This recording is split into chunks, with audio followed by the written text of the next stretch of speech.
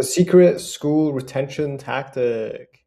A goddamn Chan video. No one does this anymore, which is like super weird. So if you just go into your settings, this reduces Chan by 7% on average. Well, no one talks about it, I guess. And cancellation video. So you go in here, you add this thing. It can be YouTube video, Loom, whatever you want, right?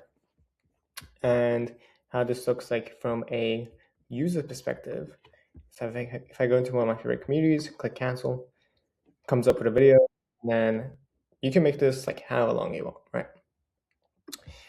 I asked Hamosi about this in a Q&A he did a while ago, and you basically want to give them it's a reverse VSL.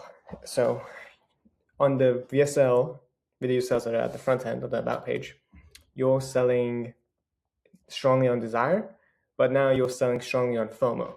So the fear of them missing out on what's happening, right? And then you want to give them some sort of plausible excuse for them falling off the bandwagon.